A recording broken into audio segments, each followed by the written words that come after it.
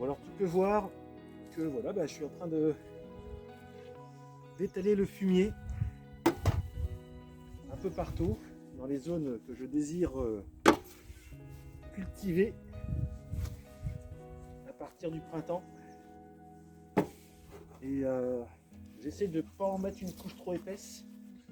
Alors au départ, la première partie que j'ai faite ici, c'est un peu plus épais parce que c'était plus gelé. Donc ça se détachait moins bien. Mais là maintenant, j'essaie quand même de mettre une couche pas trop épaisse pour qu'elle ait le temps de se décomposer avant le printemps, parce que on est déjà en début d'année. Hein. Et d'ailleurs, celle que j'avais mise là, je vais pouvoir la reprendre un peu, la retravailler.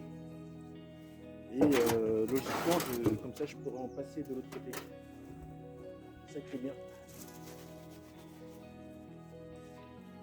Et voilà, je profite de ce temps doux. Enfin, doux, il fait peut-être 5 degrés, quoi.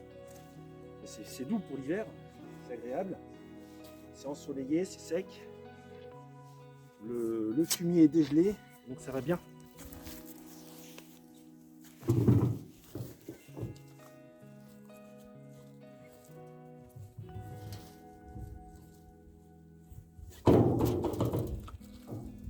Et c'est reparti. Là c'est bien parce qu'aujourd'hui je vais avoir fini.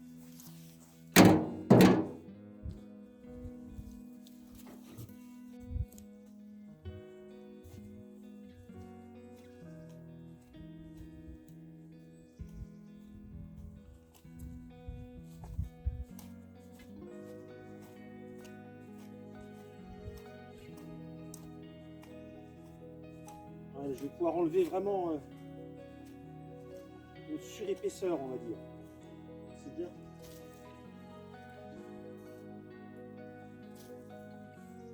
Pour pas que ce soit trop épais.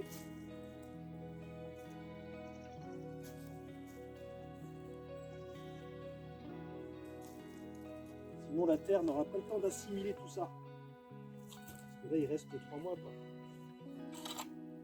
Février, mars, avril. Ouais. 3 mois. Et puis après en mai c'est parti.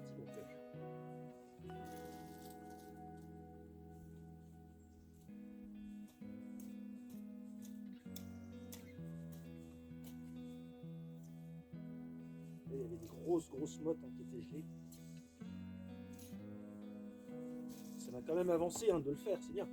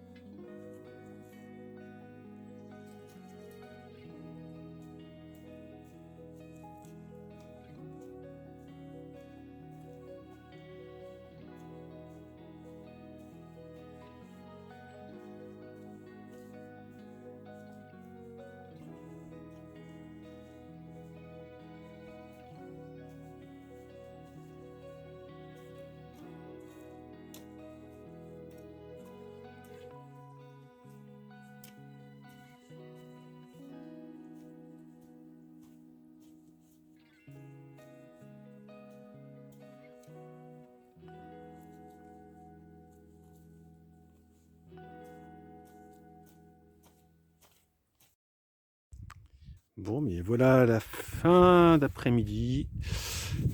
Le soleil est encore assez haut avec un peu d'ombre portée donc. Alors, au niveau étalage de fumier, donc j'ai pu faire les 2 parcelles là. Donc ça, elles sont complètement recouvertes de fumier. La troisième, c'est des feuilles, voilà.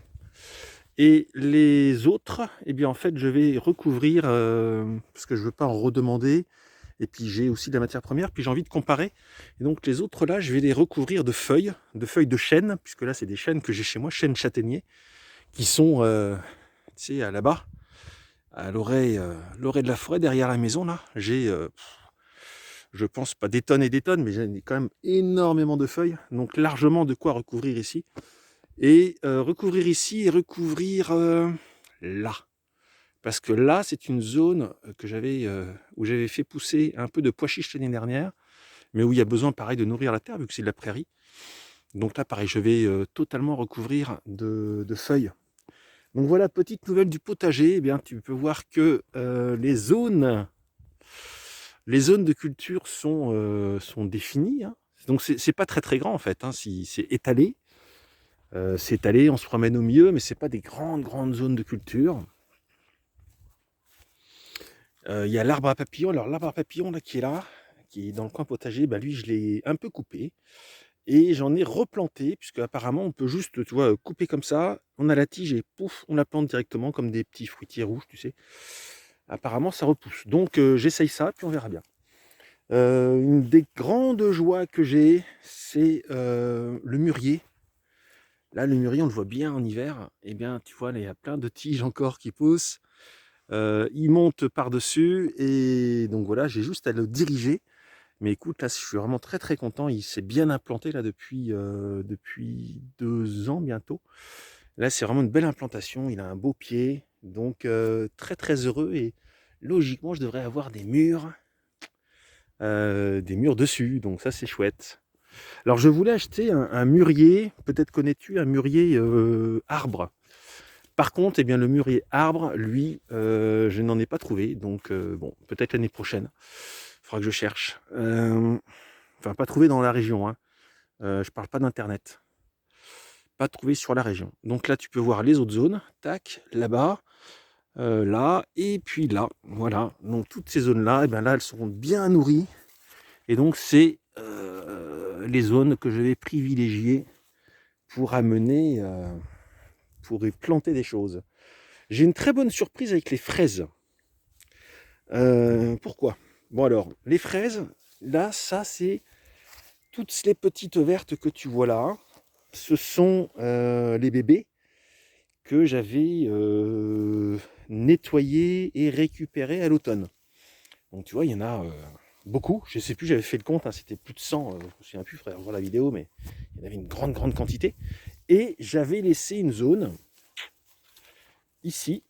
Alors ça, c'est les restes d'onagre, tu vois. Reste de l'onagre, vu que j'ai laissé celui-là pousser là, peut-être qu'il a mis ses graines. J'aurai peut-être de l'onagre qui va repousser là. Mais c'est pas grave, c'est joli. Eh bien, j'avais laissé cette zone-là. Tu le vois d'ailleurs, ça fait un peu bazar, hein. Cette zone-là en bazar, parce que j'avais pas le temps déjà. Et puis, je m'étais dit, je le ferai plus tard. Et eh bien, je me dis que j'ai pas eu si tort que ça. Parce que finalement, là, je vois beaucoup mieux les ronces au milieu. Les feuilles qui devaient mourir, les plantes qui devaient mourir sont mortes. On voit bien au travers maintenant des orties aussi, là j'en aperçois, mais on voit surtout au travers les feuilles de fraisier vivants. Donc je vais pouvoir maintenant aller chercher ça.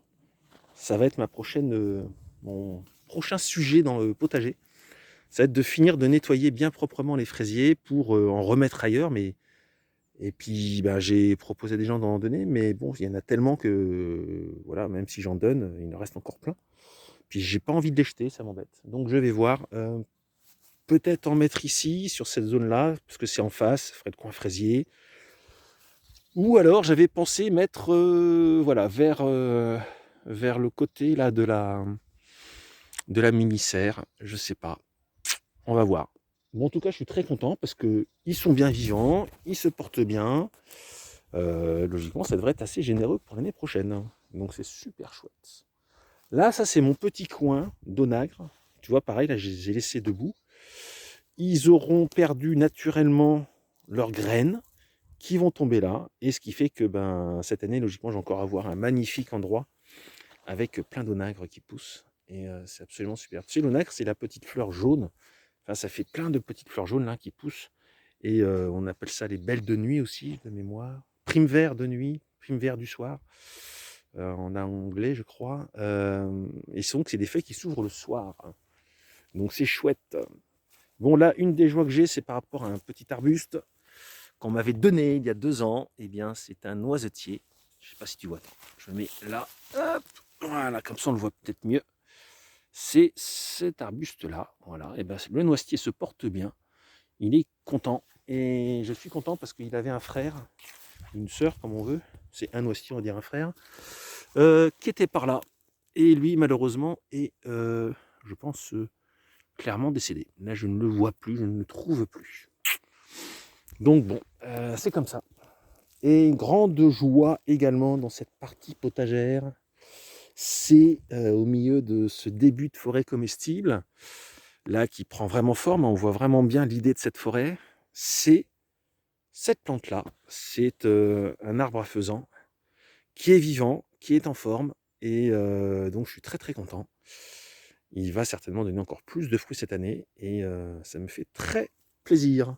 Donc ça, c'est une très très bonne, pas découverte, mais un très très bon constat.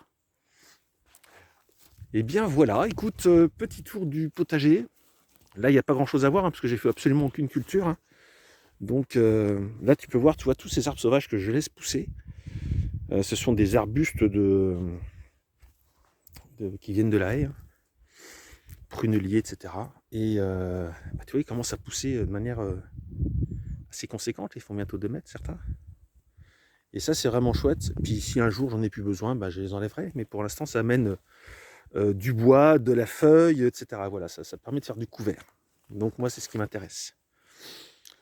Clairement, au niveau de l'osier, je ne sais pas si tu te souviens, l'année dernière en hiver, j'avais fait cette haie d'osier.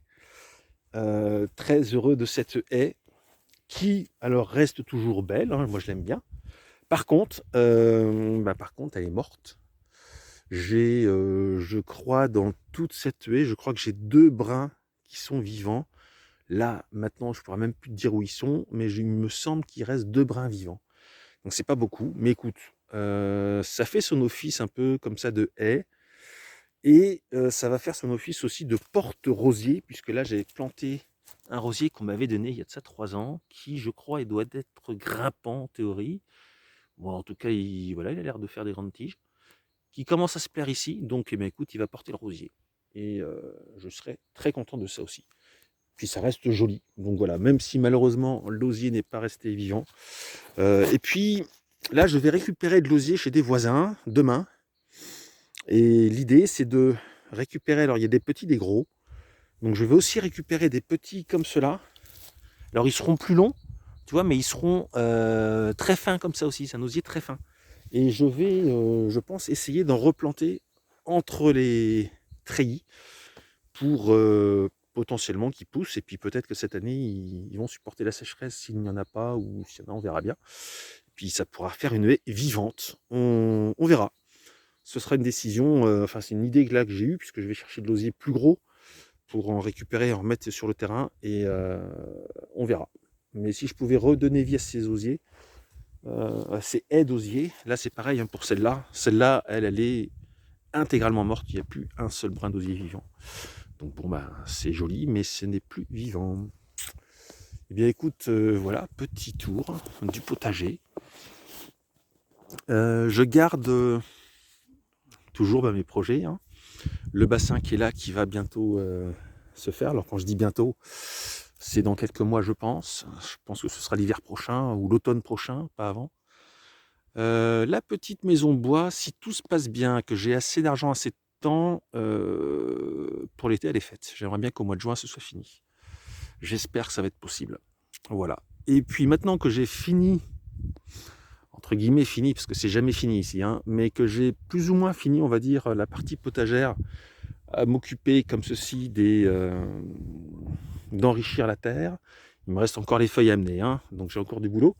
Mais je vais un peu plus de nouveau me consacrer à la petite maison en pierre en bas, puisque elle, là, j'avais, j'avoue, totalement abandonné, parce qu'en plus, il faisait trop froid, donc je ne pouvais pas travailler dessus. Voilà. Pour faire des enduits, enfin, des joints, etc., ça ne peut pas marcher. Donc voilà, je te tiens au courant. Et la semaine prochaine, peut-être que j'aurai réussi à trouver le temps de travailler un peu. Nous verrons. Voilà donc pour cette vidéo de ce dimanche. Alors, et effectivement, je dis enfin là, et donc je reprends un peu à ce sujet par rapport à la maison en pierre. En fait, ce qui se passe, c'est que j'ai beaucoup moins de temps en ce moment pour travailler dessus, parce que voilà, je dois aussi gagner ma vie et travailler pour gagner de l'argent. Après sinon je peux pas en dépenser pour faire les travaux. Donc là, je gagne un peu plus ma vie pour dépenser pour avoir de l'argent pour les travaux et puis ensuite, faire les travaux et donc voilà, c'est un équilibre à trouver, hein. Et en ce moment, j'ai moins de temps à consacrer sur, le travail, sur le terrain et sur mes constructions. Ce qui fait que, bah, voilà, je suis bien désolé, ça n'avance pas aussi vite certainement que, certaines personnes aimeraient que ça avance. Mais c'est ainsi, c'est le rythme de la vie, surtout quand on est seul sur un projet, c'est d'autant plus long.